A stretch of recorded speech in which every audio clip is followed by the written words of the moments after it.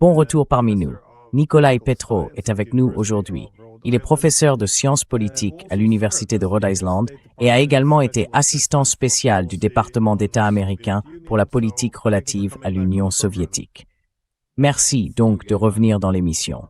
Ravi de vous revoir, Ivan. Nous savons que la guerre en Ukraine est une guerre d'usure. Mais là encore, elle a changé de nature à plusieurs reprises au cours des 4 dernières années et demie. Et avec ce nouveau cycle d'escalade, je dirais qu'elle est entrée dans une phase très dangereuse. L'accent est une nouvelle fois largement mis sur le fait de porter la guerre en Russie et de faire ressentir la douleur aux Russes. Et beaucoup la ressentent, effectivement. Mais, en Occident, un sujet souvent moins populaire, c'est la situation de l'Ukraine et les problèmes qui s'y accumulent, car il y en a. Elle connaît de graves problèmes militaires et économiques, des problèmes politiques, ainsi que de nombreuses difficultés sociales. Je me demandais donc ce que vous voyez actuellement se passer à l'intérieur de l'Ukraine.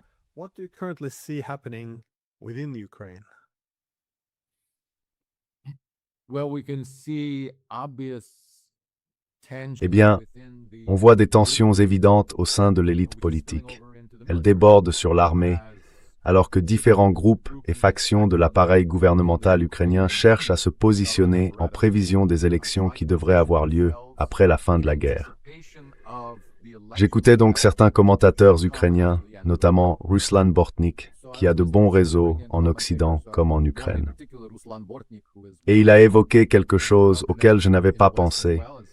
S'il y a un cessez-le-feu, cela ne signifie pas nécessairement que la loi martiale prend fin, ni que des élections doivent automatiquement être organisées en vertu de la Constitution.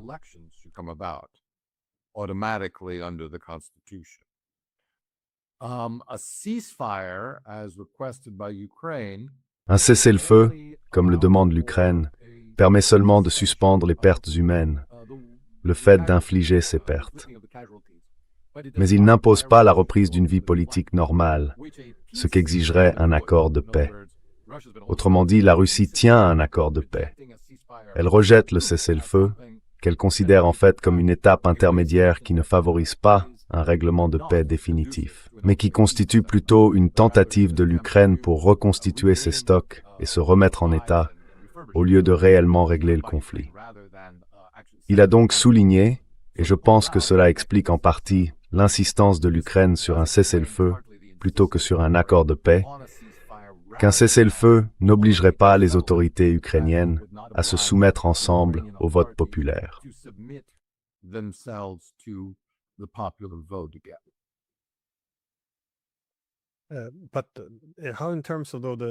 Mais qu'en est-il sur le plan militaire et économique? Parce que, si l'on regarde l'économie, il y a la crise énergétique. C'est quelque chose que je vois souvent mentionné dans les commentaires d'Ukrainiens. Quand on consulte différents médias, c'est un sujet d'inquiétude. Autrement dit, si l'objectif est de renforcer la position de l'Ukraine dans les négociations, cela pourrait être compromis si le conflit se prolonge maintenant jusqu'à l'hiver. Car si les choses commencent à se déliter, la position russe ne ferait que se renforcer davantage. Et je constate, oui, une inquiétude croissante à ce sujet en Ukraine. Alors, à quel point est-ce grave?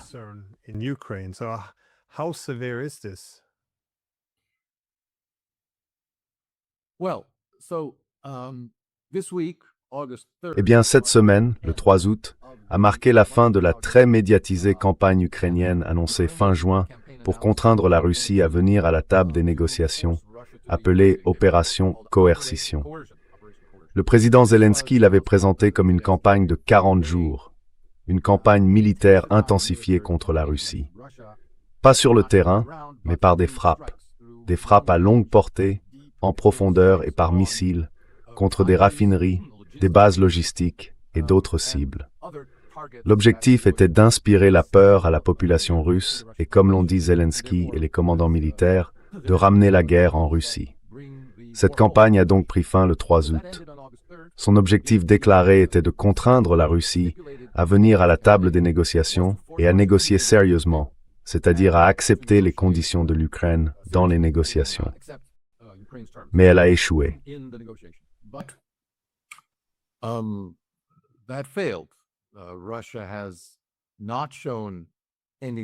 La Russie n'a montré aucune volonté accrue.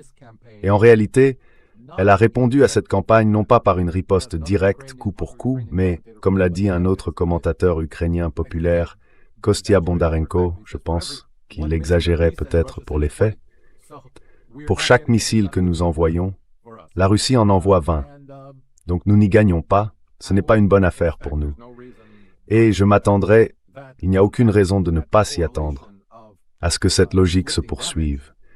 Lorsque l'Ukraine attaque une certaine catégorie de cibles, la Russie répond non pas à l'identique, mais par une escalade dans le but de forcer l'Ukraine à revoir sa stratégie en infligeant des dégâts encore plus importants. C'est probablement ce qui continuera tant que l'Ukraine poursuivra cette stratégie de coercition, visant à contraindre la Russie à s'asseoir à la table des négociations.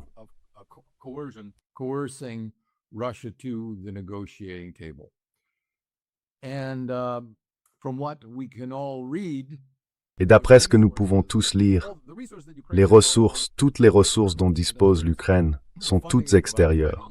Autrement dit, le financement est assuré par l'Union européenne. Les missiles, s'ils sont américains, sont achetés par les Européens. S'ils sont européens, ils sont malgré tout vendus à l'Ukraine à crédit, ce qui l'endette davantage.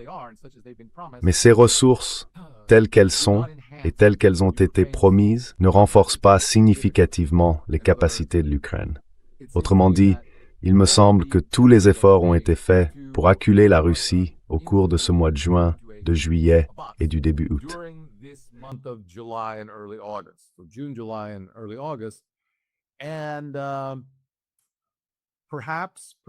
Et peut-être en comprenant qu'après cela, les conditions ne seront pas aussi bonnes.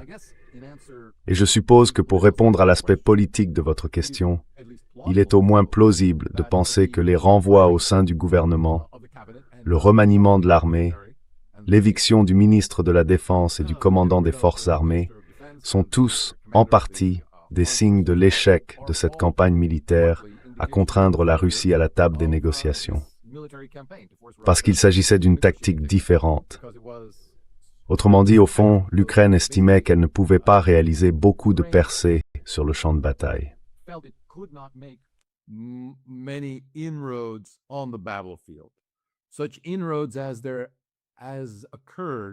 Les avancées qui ont eu lieu au début de cette année ont été rendues possibles grâce à des brigades d'assaut spéciales créées par le général Zaloujny, désormais limogé. Il a détourné des ressources vitales, d'autres secteurs du front afin d'obtenir des percées dans des zones précises et ciblées, soit pour contenir les Russes, soit pour tenter de les repousser. Et dans son dernier discours d'adieu, il s'attribue le mérite de cette stratégie. Il dit « Grâce à mon innovation avec les brigades d'assaut, l'Ukraine a reconquis 700 km² de territoire et elle est désormais une armée qui avance, qui progresse. » Mais de nombreux analystes contestent l'exactitude de cette affirmation. Ils disent que, dans le meilleur des cas, ce qui s'est produit, c'est que la zone grise, ce no man's land, disputée que l'on voit sur les cartes entre l'Ukraine et la Russie, s'est élargie tout le long du front, sans changement significatif d'un côté ou de l'autre.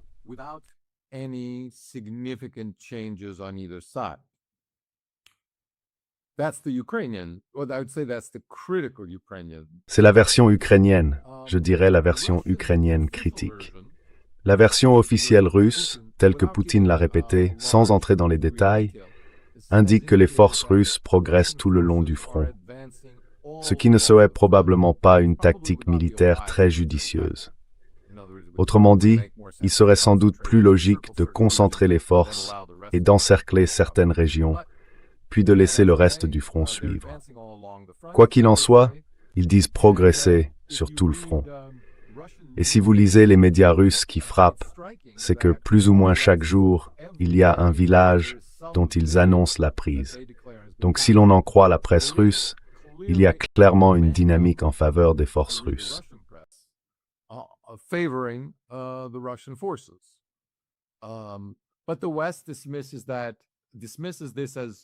Mais l'Occident considère que ce n'est pas significatif ou que c'est contesté, et les sources ukrainiennes le nient catégoriquement.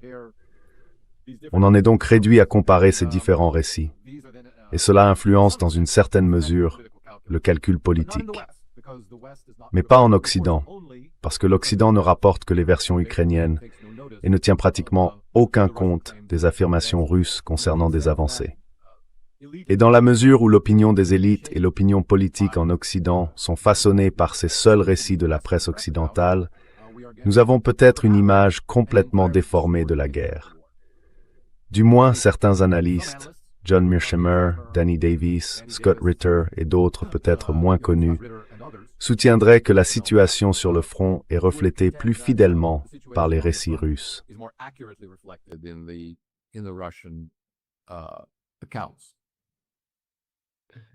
Je dirais la même chose, parce que vous avez effectivement ces données de géolocalisation provenant de personnes qui essayent de cartographier l'évolution des frontières.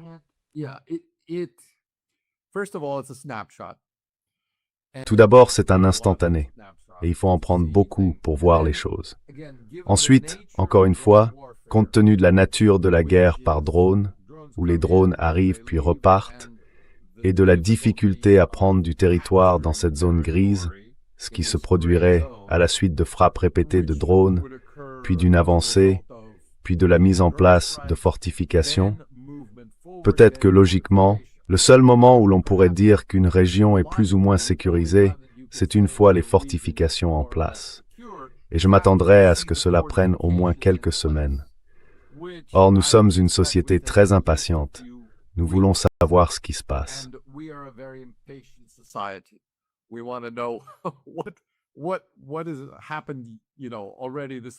Qu'est-ce qui s'est déjà passé ce matin? Et je l'avoue, je fais la même chose. J'ai le sentiment que d'un côté, on me dit que le monde change si rapidement. Alors le matin, je me lève, je lis le fil d'actualité et j'attends le changement. Vous savez, qu'est-ce qui a littéralement changé depuis hier soir? Et je suis presque constamment déçu quand je regarde les lignes de front, les événements et les changements qui se sont produits.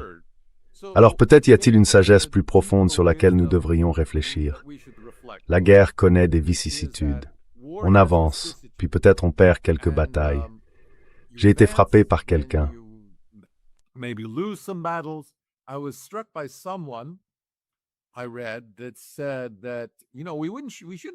J'ai lu cela qui disait que, vous savez, nous ne devrions pas être surpris que, de temps à autre, même s'il y a, disons, une avancée russe systématique sur tous les fronts pendant plusieurs mois, l'Ukraine réussisse parfois à contre-attaquer. Parce que Hitler a lui aussi réussi à contre-attaquer, je crois, dès les tout premiers mois de 1945. Il a mené une ou deux contre-offensives spectaculaires, mais finalement infructueuses, en avançant des forces d'élite dans une poche, dans l'espoir de pouvoir la tenir. Mais ensuite, il y a l'élan de la guerre, et c'est quelque chose auquel nous devrions vraiment être plus attentifs. L'élan de la guerre, ce n'est pas seulement ce qui se passe au front, ce sont aussi les moyens logistiques qui alimentent le front, l'économie et sa capacité à fournir des munitions et un soutien général, de la nourriture, des transports vers le front, des approvisionnements portuaires, de l'électricité. Toutes ces sont essentielles pour maintenir.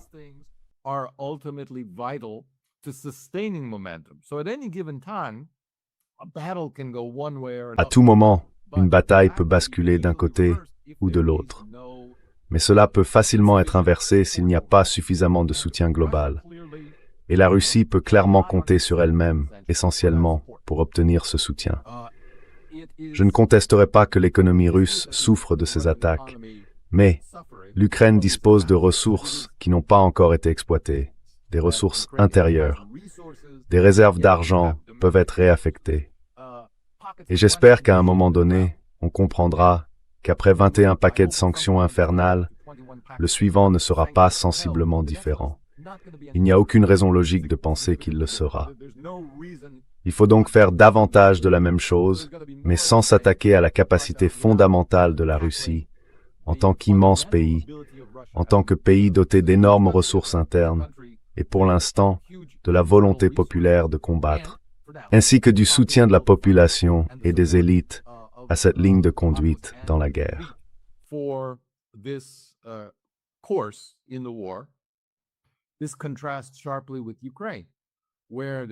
Cela contraste fortement avec l'Ukraine, où les querelles internes sont constantes.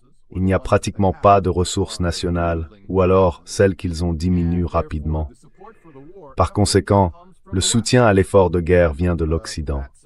Et ce soutien, comme je l'ai dit, est global, financier, politique et militaire, et bien sûr en matière de renseignement.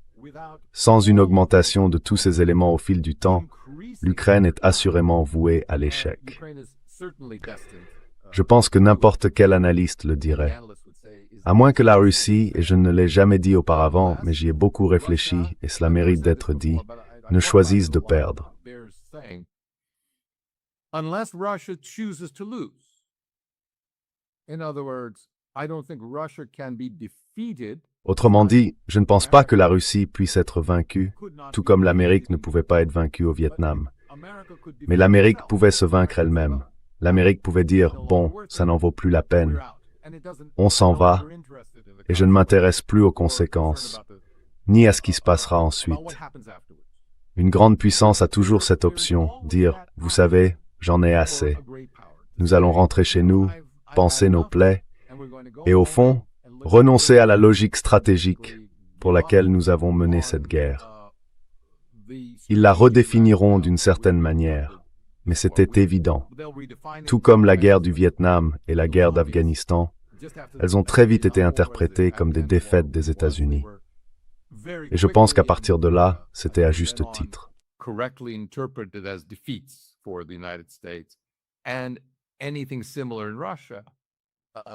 Et tout ce qui y ressemblerait en Russie serait considéré comme une défaite pour la Russie. Donc, le consensus aujourd'hui en Russie, c'est qu'ils n'ont pas à faire ce choix. Et rien de ce qui s'est passé jusqu'ici, en termes de frappes que l'Ukraine a pu mener contre les approvisionnements logistiques, contre les raffineries de pétrole et parfois contre des stations de chars, des dépôts de pétrole, des stations-service, ne change vraiment ce calcul de manière perceptible. Et il serait difficile d'imaginer, peut-être pouvons-nous l'imaginer ensemble, car je pense que c'est la seule possibilité de salut pour l'Ukraine, pour sa stratégie, de faire quelque chose de si horrible et de si radical à la Russie qu'elle en serait ébranlée par le choc.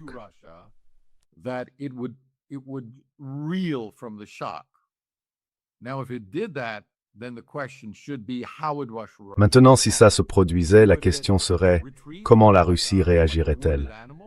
Se replierait-elle comme un animal blessé? Ou dirait-elle, bon, maintenant, il n'y a plus de limite. Il y aura une mobilisation générale. À l'heure actuelle, l'armée russe combat en Ukraine en étant en infériorité numérique par rapport aux forces présentes sur la ligne de front.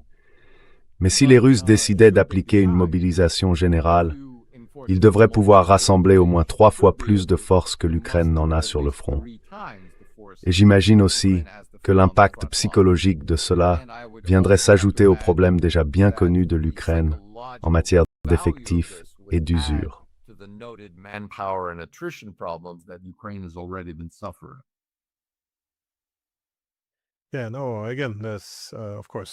Encore une fois, il y a bien sûr une marge d'escalade. Mais pour l'Ukraine, si ces 40 jours de frappe en profondeur sur la Russie n'ont pas marché, ils annoncent plus ou moins maintenant qu'ils vont faire davantage de la même chose. Ce n'est généralement pas un signe de réussite. C'est un peu comme l'Union européenne avec son 21e paquet de sanctions. Cette fois, ça va faire la différence. C'est même comme si le 21e allait accomplir ce que les précédents n'ont pas fait. Mais, comme vous l'avez dit plus tôt, c'est peut-être une exagération. Mais si les Ukrainiens peuvent lancer un missile, les Russes peuvent en riposter avec 20. On voit bien que les Russes ne se sont pas repliés comme un animal blessé. Ils ont au contraire gravi l'échelle de l'escalade. Parce que quand on voit ce qui se passe aujourd'hui à Kiev, la Russie ne faisait pas cela auparavant.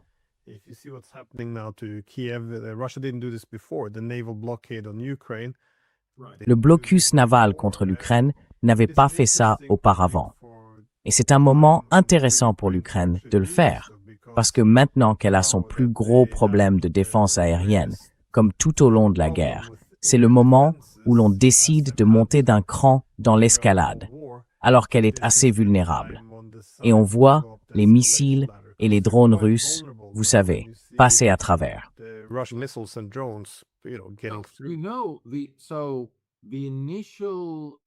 Non. La réaction initiale au G7 et aux rencontres d'Ankara entre Trump et Zelensky, a été relativement positive dans la presse ukrainienne, ou du moins dans les segments de la presse ukrainienne réputés proches du gouvernement. Ils ont dit, regardez, l'engagement a été rétabli, les relations avec les États-Unis ont été rétablies.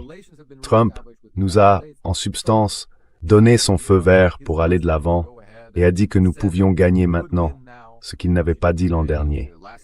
Mais certains observateurs ukrainiens avisés ont dit qu'il cherchait peut-être à pousser l'Ukraine à se surmener. Il a peut-être dit, oui, allez-y, essayez. Vous voyez, je ne vous empêche pas de le faire. Faites tout ce que vous pouvez avec les forces dont vous disposez et voyez ce que ça donne.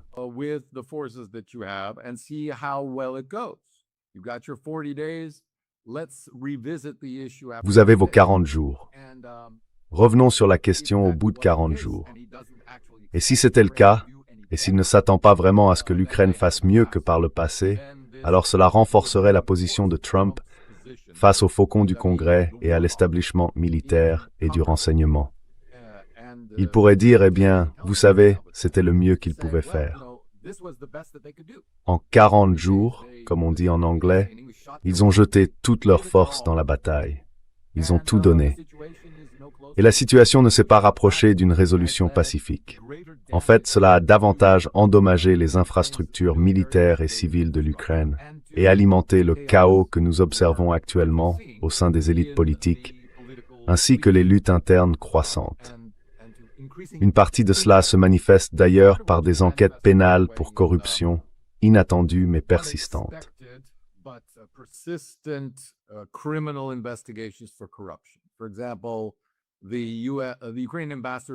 Par exemple, l'ambassadrice ukrainienne aux États-Unis, Olga Stefanishina, a démissionné lundi.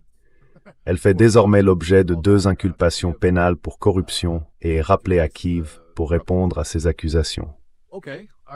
Bon, mais c'est devenu monnaie courante maintenant. J'imagine que cela montre à tous ceux qui font partie du système politique ukrainien que tout le monde est vulnérable, peut-être même le président.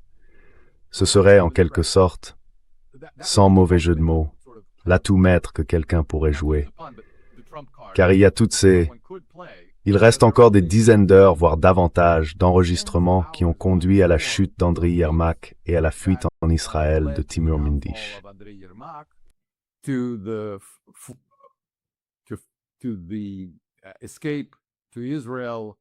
Connu comme le confident de Zelensky et le portefeuille de Zelensky, sans parler d'autres personnes auparavant. Donc, tout le monde est vulnérable. On suppose largement que Zelensky est enregistré quelque part sur ces bandes qui n'ont pas été publiées, mais qui pourraient l'être au moment voulu. On lui entendrait clairement, vous savez, impliqué dans une sorte de transaction illégale. Voilà la spéculation. Et il pourrait y avoir beaucoup de bombes à retardement, en réalité.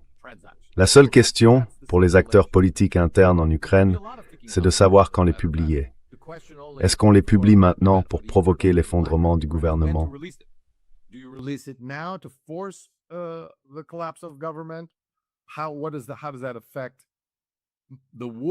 Comment cela affecte-t-il l'effort de guerre, mais aussi vos perspectives, celles de vos candidats ou de votre faction après la guerre? Ou bien les rendez-vous publics une fois la guerre terminée, en prévision de la campagne visant à dénigrer Zelensky et à faire en sorte que... Zelensky est très impopulaire selon les sondages. Il est peut-être l'homme politique ukrainien le plus populaire, mais c'est au sein d'un groupe très médiocre, dont tous les membres ont des taux d'approbation très faibles. Et beaucoup ne souhaiteraient pas le voir rester président si la guerre prenait fin. Cela dit, quoi que cela veuille dire, qu'il s'agisse d'un cessez-le-feu ou de la paix, ce n'est pas précisé. Mais si la guerre s'achève, il voudrait tourner la page Zelensky. Et donc, peut-être que la meilleure chose à faire, est de garder ces enregistrements disponibles pour les jours d'après-guerre, pour l'affrontement politique.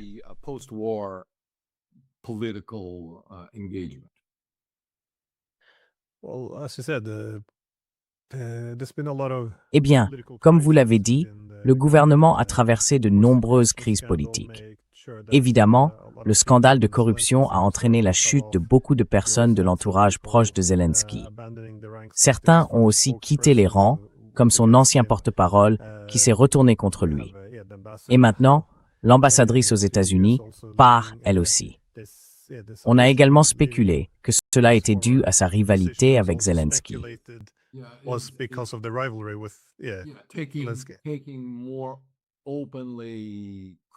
Ils prennent des positions plus ouvertement critiques. Mais vous savez, il y avait une équipe qui accompagnait Zelensky et qui l'a mené à sa victoire électorale assurée en 2019. Ryaboshabka, qui était ministre de la Justice et le chef de... Oh, j'oublie son nom là. Razumkov, qui dirige aujourd'hui un parti politique d'opposition à la Rada. Bohdan, qui était directeur de cabinet, on ne les entend pas très souvent. Mais comme ils ont quitté le pays, ils ont en quelque sorte laissé tout cela derrière eux, après s'être assez vite désillusionnés dès la première année environ du règne de Zelensky. Mais quand on les entend, j'y prête toujours attention parce qu'ils étaient très bien connectés et connaissaient évidemment tout le monde dans le cercle rapproché durant la période de transition où l'autorité de Zelensky comme président se mettait en place. Eux aussi sont très critiques.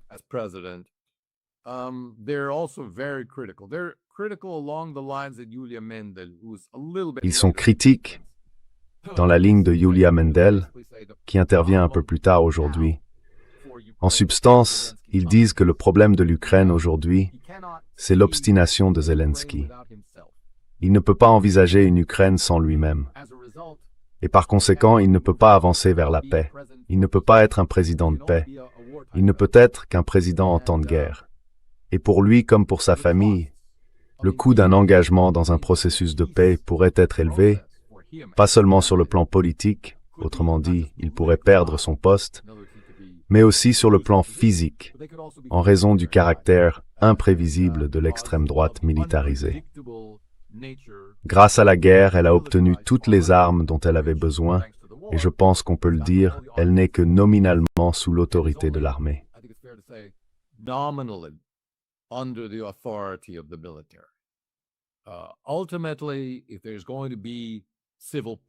En fin de compte, s'il doit y avoir une paix civile en Ukraine après la fin de la guerre, il faudra prendre en compte l'extrême droite. Elle a toujours aspiré à être le garant militaire du nouvel ordre, l'Ukraine aux Ukrainiens seulement dans le pays, cet ordre ultranationaliste qu'elle imagine pour l'Ukraine. C'est son ambition depuis 1991. Elle a cherché à s'auto-militariser et est devenue une sorte de chien de garde militaire civil face aux autorités civiles, déjà avant 2014, et plus intensément encore de 2014 à 2019. Aujourd'hui, elle est entièrement militarisée. Et sans la démilitariser, comme je l'ai indiqué, il n'y aura jamais de paix intérieure en Ukraine.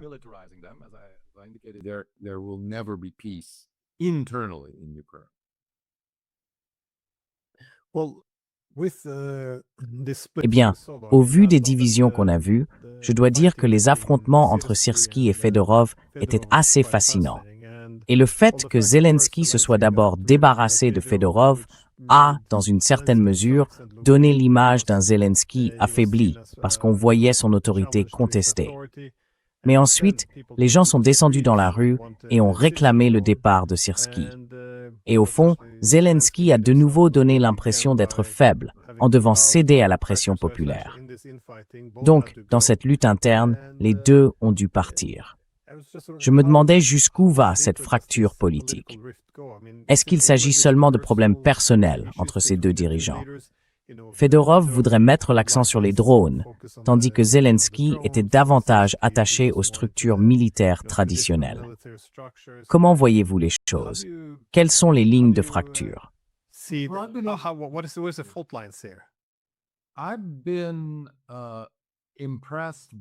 J'ai été convaincu par l'argument selon lequel il faut suivre l'argent, pas les personnalités. Le tableau est complexe, avec un certain nombre d'oligarques fortunés, mais pas forcément des milliardaires de moindre envergure. C'est essentiellement ce que l'Ukraine peut réunir à ce stade. 1, 2, 3, jusqu'à 5 milliards environ de fonds accessibles. Ils gagnent de l'argent avec cette guerre en fournissant des armes, en investissant dans la technologie des drones, dans les technologies anti-drones, et probablement dans les technologies de guerre électronique, ainsi que dans toutes ces nouvelles technologies du champ de bataille. Ils peuvent les tester en Ukraine, puis vendre à l'Occident l'expertise, les types d'innovations développées, les schémas techniques. Là-bas, elles peuvent être produites en masse et peut-être de façon plus sophistiquée, parce qu'en Occident, elles devraient être intégrées aux normes de l'OTAN, ainsi qu'à toutes sortes de conditions et de systèmes auxquels il faut s'adapter.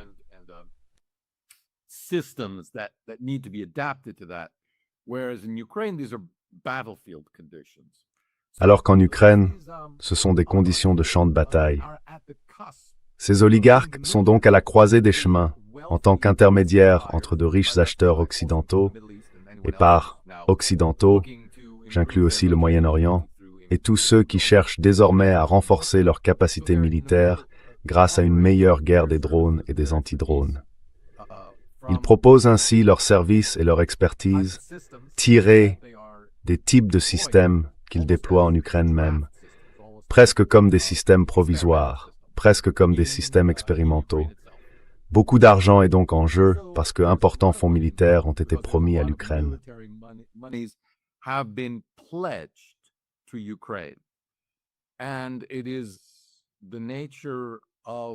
Et c'est dans la nature même du système militaro-industriel ukrainien. Ces oligarques constituent un élément absolument central et essentiel du système d'acquisition militaire. Par le passé, les responsables politiques leur ont donné carte blanche pour faire ce qui devait être fait.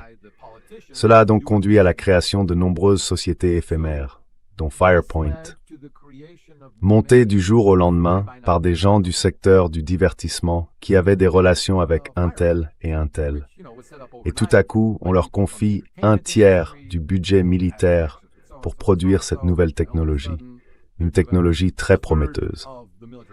Et cela a été largement tourné en dérision comme un échec, parce que les premières tentatives de lancement des missiles Flamingo et d'autres n'ont pas été particulièrement impressionnantes.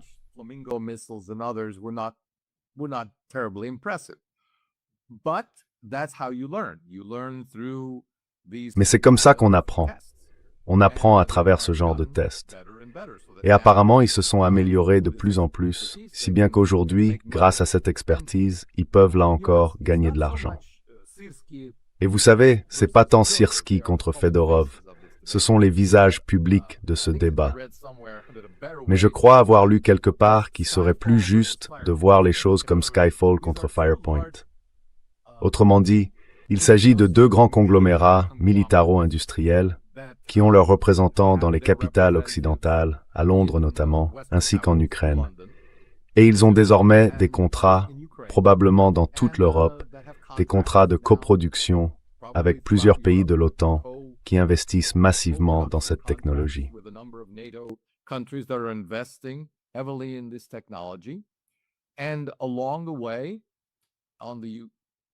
Et au passage, eh bien du côté ukrainien en tout cas, tout le monde touche sa part pour entretenir tout ça et exécuter ces contrats, pour obtenir ces contrats et les exécuter.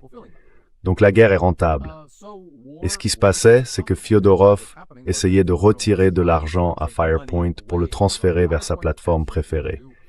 Cela a provoqué des luttes internes qui, là encore, dépassent les simples personnalités individuelles. Maintenant, quand on présente ça à la rue, aux médias, il faut que ce soit quelque chose de simple. Les jeunes, les vieux, les soviétiques, vous voyez, les ONG occidentales modernes. Ça ne peut pas être quelque chose d'aussi sordide que mon compte bancaire contre votre compte bancaire.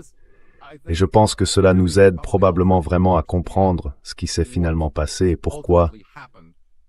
Ou disons plutôt pourquoi les manifestations de rue peuvent apparaître si instantanément et disparaître tout aussi facilement.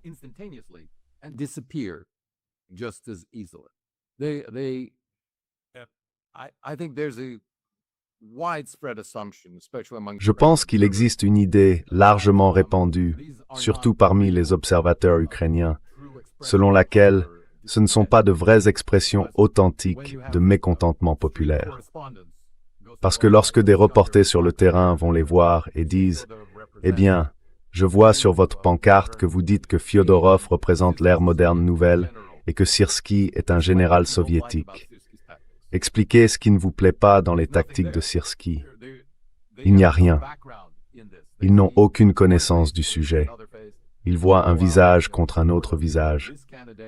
On leur dit d'aller manifester en soutien à ce candidat pendant un certain temps, et ils le feront tant qu'il y aura les moyens financiers de les payer pour cela.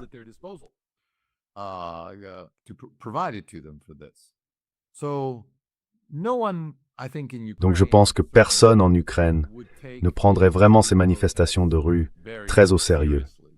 Elles n'ont pas l'ampleur de celles qu'on a vues fin 2013 et début 2014 sur le Maïdan, quand des centaines de milliers de personnes remplissaient les rues. Et il est peu probable qu'elles puissent jamais atteindre cette ampleur dans les conditions actuelles en Ukraine, c'est-à-dire sous la loi martiale. Chacune de ces manifestations est illégale, et le gouvernement est pleinement en droit, au titre de la loi martiale, de les disperser s'il choisissait de le faire. Le fait qu'ils choisissent de ne pas le faire indique probablement davantage qui les finance et qui les soutient que toute autre chose.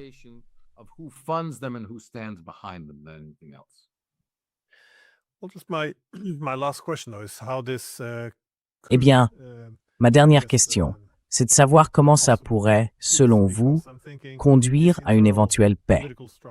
Parce que je me dis que ces luttes politiques internes, qu'elles portent sur l'argent, ou probablement davantage sur l'argent que sur l'idéologie ou autre chose, cette fragmentation ou ces querelles politiques en Ukraine auraient un impact si l'Ukraine venait à s'affaiblir, voire à être vaincue, mais aussi sur le type d'accord de paix que l'Ukraine accepterait. Je me demande donc comment cette lutte politique pourrait soit favoriser un accord de paix, soit le compromettre.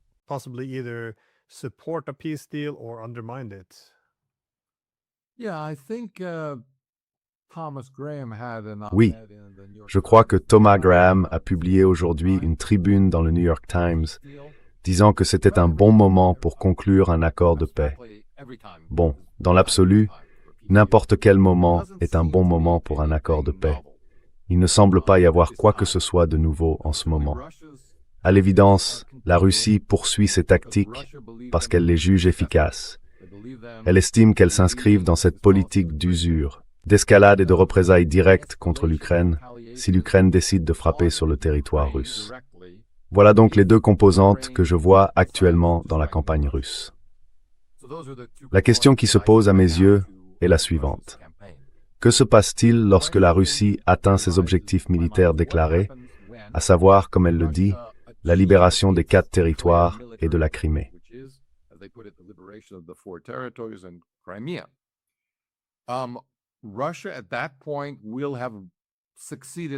À ce stade, la Russie aura réussi selon ses propres critères. Elle aura gagné. Il y a aussi d'autres préoccupations connexes pour la Russie. La sécurité, les droits des russophones, les droits de l'Église, la langue et d'autres choses encore. Mais sur le plan militaire, elle n'a pas besoin d'accomplir quoi que ce soit de plus. Elle a rempli son objectif militaire. Si l'on peut imaginer une stratégie dans laquelle le territoire serait défendable, pourrait être défendu, et où le reste de ses objectifs russes, les objectifs politiques, pourraient être atteints par la diplomatie, tout en conservant la menace d'une action militaire, mais sans réellement engager d'action militaire. Alors je pense que c'est vers cela que la Russie, et plus généralement l'actuel commandement militaire russe, semble se diriger.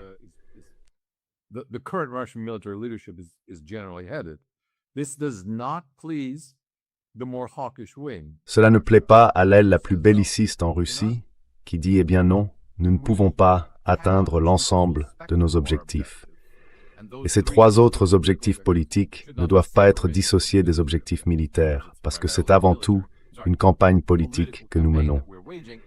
Et cela exige au minimum l'isolement de l'Ukraine, la création d'un État sans accès à la mer, voire une occupation complète. et nous devrions le faire. Voilà donc, semble-t-il, le débat soit-ci. So that seems to be the debate in Russia. But it's at least plausible that they could at least offer. Mais il est au moins plausible qu'à l'issue de cette prise du Donbass, de Zaporizhia et de Kherson, la Russie puisse proposer de nouvelles conditions de paix et insister pour qu'elles soient acceptées. Or, la stratégie de l'Ukraine manque cruellement d'originalité. Autrement dit, elle poursuit exactement la même stratégie que depuis le début de la guerre. Cela se résume à des sanctions occidentales plus sévères contre la Russie, davantage d'aide militaire occidentale, davantage d'argent occidental, et au bout du compte, si tout cela ne fonctionne pas, et que la Russie continue d'avancer, à imposer la présence de troupes occidentales sur le sol ukrainien.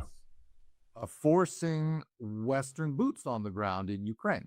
I mean, having Western troops in Ukraine. Je veux dire, envoyer des troupes occidentales en Ukraine pour se battre à la place des Ukrainiens, parce que les effectifs ne sont pas là. Et il est probablement juste de dire que sans un tel engagement militaire en hommes, la détermination occidentale finirait elle aussi par s'éroder. Il y aurait alors bien peu d'espoir, je pense, de voir l'Ukraine l'emporter. Or, cette perspective continue d'entretenir chez certains en Occident leurs espoirs dans cette guerre. Donc, il n'y a rien de nouveau là-dedans. Et je dirais qu'il n'y a aucun espoir plausible que l'Ukraine adopte une position sérieuse de négociation sans une forte pression occidentale, ce qui signifie en réalité le retrait du soutien occidental. Et rien n'indique qu'ils aient l'intention de le faire.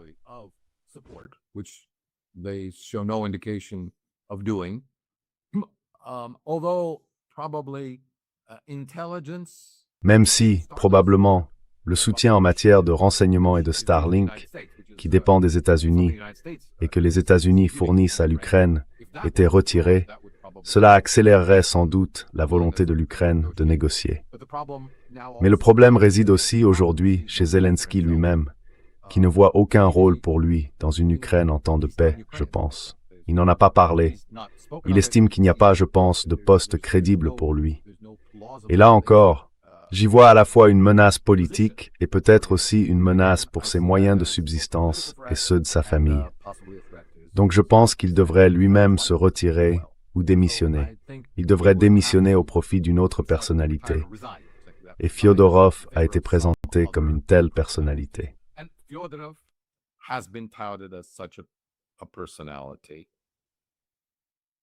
Tabasab en Newson. N'importe quoi. C'est ce que je pense. Il semble que ce qui reste du Donbass, c'est-à-dire Kramatorsk et Sloviansk, tombe maintenant, alors que la zone est de plus en plus encerclée. Cela réglerait le principal différend territorial. Et ensuite, l'essentiel de ce qui resterait à régler serait la neutralité de l'Ukraine. Bien sûr, il faudrait aussi rétablir certains droits de la langue russe et de l'Église orthodoxe.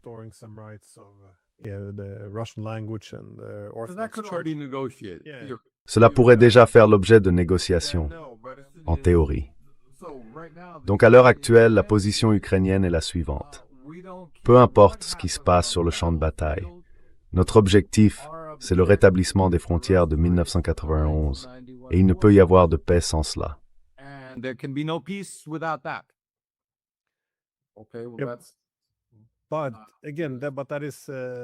Mais encore une fois, c'est la position du gouvernement. Mais s'il y a des fissures au sein du gouvernement, parce que je pensais que si le Donbass tombe maintenant aux mains de la Russie, alors, encore une fois, cet hiver pourrait être assez difficile. Nous ne savons pas ce qui va se passer. Ça n'a pas l'air bon. Mais je supposerais alors que la Russie pourrait, vous savez, dire plus ou moins quelque chose comme « Après avoir pris le Donbass, eh bien, c'est plus ou moins là que nous nous arrêtons. » Plus ou moins. Bien sûr, elle continue de revendiquer officiellement Zaporizhia et Kherson.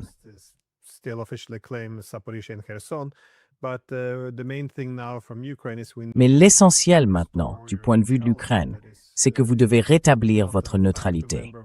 Autrement dit, ne pas être membre de fait de l'OTAN, ni membre officiel de l'OTAN.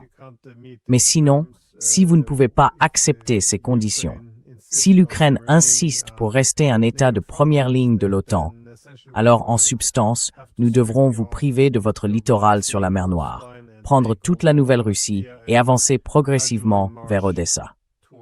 Je veux dire, à ce stade, pensez-vous que d'autres voies émergeraient? Parce que s'il n'y a rien qui puisse arrêter les Russes, on a l'impression que chaque jour, l'accord deviendra pire, que ce sera une incitation à... But that's been the case for 5 years. Mais c'est le cas depuis 5 ans. Oui, c'est vrai. Évidemment, depuis 5 ans.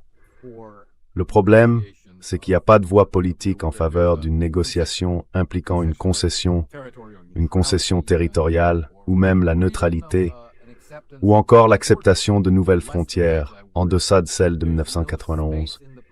Il n'y a pas de place dans l'arène politique ukrainienne aujourd'hui pour ce genre de voie. Des gens, y compris au sein de l'élite politique, y compris des députés le pensent, mais ils ne peuvent pas le dire, de peur d'être directement pris pour cible par la droite, par l'armée, par cette faction de l'armée, ou par les milices d'extrême droite qui sont partout. Alors comment faire sortir ces idées, ne serait-ce que dans le débat? Ce problème serait en partie résolu. That problem would be somewhat resolved. At least you could begin to resolve that problem if the main... On pourrait au moins commencer à résoudre ce problème si le principal porte-parole de cette position depuis toutes ces années, Zelensky, démissionnait au profit de quelqu'un qui aurait lui-même fait ses preuves comme ardent défenseur militaire, etc., mais qui serait arrivé à comprendre que le salut de l'Ukraine exige des concessions. Des concessions qui, bien sûr, ne seraient que temporaires. Nous signerions les documents nécessaires. Mais au fond de nous-mêmes, nous chercherions à obtenir le rétablissement, etc., au cours des prochaines décennies, tout cela. Mais je ne vois personne à Moscou croire que Zelensky, même s'il disait cela, serait capable de le mettre en œuvre. Il faudrait une nouvelle figure, avec ce nouveau compromis rhétorique et cette nouvelle stratégie.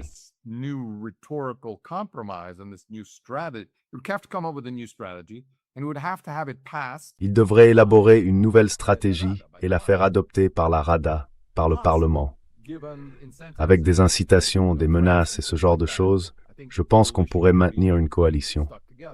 Mais tout cela reste très incertain et provisoire. Et je l'ai toujours dit, depuis avant la guerre, le grand obstacle à la paix, à la fois avec la Russie et au sein de l'Ukraine, c'est l'extrême droite. Donc pendant que cela se déroule sur le plan international, il faut aussi désarmer politiquement l'extrême droite et la ramener dans le cadre du système politique, un système politique ukrainien plus ou moins pluraliste. Cela doit se faire plus ou moins en même temps. Sinon, il n'y a pas de place pour le débat politique. Pas de place pour des négociations politiques, y compris des négociations de paix.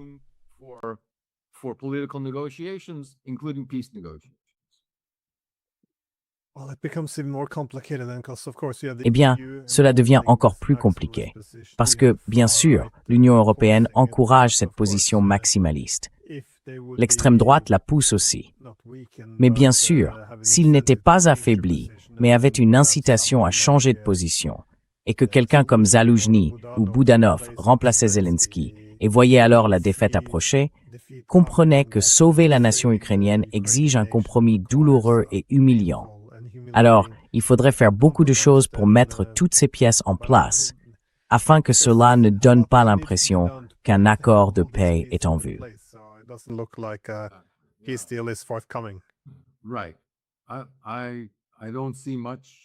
C'est ça. Je ne vois pas beaucoup d'espoir à ce sujet, même avec la poursuite des avancées russes et les pertes dévastatrices subies par l'Ukraine. Et l'argument selon lequel, eh bien, il le faut parce que c'est dévastateur pour l'Ukraine, ne compte clairement pas pour l'Union européenne. Il ne compte pas non plus pour les dirigeants ukrainiens actuels. Et je pense que concernant l'extrême droite, c'est elle qui a la position la plus cohérente de toutes. C'est comme si plus les indécis et les hésitants, autrement dit ceux qui ne sont pas de vrais Ukrainiens, meurent dans ce combat, mieux c'est. Parce que ce qui restera, ce sera le véritable point de la nation, qui tiendra jusqu'au bout et qui gagnera. Nous gagnerons grâce à notre engagement visionnaire envers l'idéal nationaliste de ce pays. Et vous savez, ce ne sera pas forcément notre génération qui gagnera, mais la génération de nos enfants gagnera, malgré nos revers temporaires. Enfin, tout cela, c'est de la mythologie et une sorte de vision passionnée de la politique qui n'a rien à voir avec de véritables négociations, avec la vie des gens aujourd'hui, ni avec le type de paix dans lequel ils veulent vivre.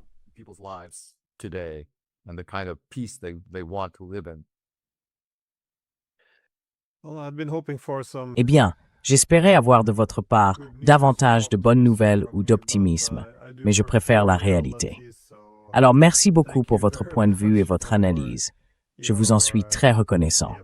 Et oui, passez une excellente journée. Merci.